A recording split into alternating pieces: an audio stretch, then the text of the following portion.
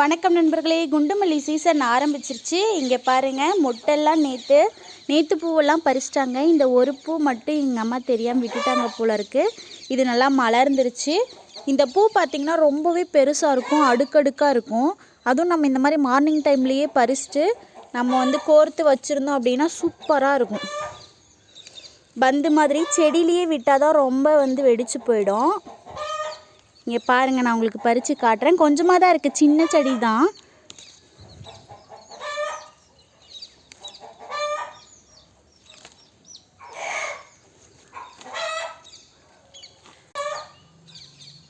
இங்கே பாருங்கள், ஒரு பூவை பார்த்திங்கன்னா எவ்வளோ பெருசு இருக்கும். இப்போல்லாம் குண்டுமல்லி சீசன் ஆரம்பிச்சிருச்சு. இதில் ஒரு செடி நானும் பதியம் போட்டு வச்சுருக்கேன்.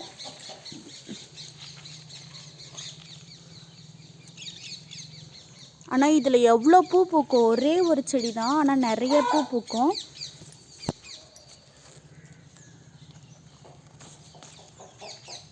ஒரு 4 பூ வச்சாவே போதும், தலையே நிறந்திருக்கிற மாதிரி இருக்கும்.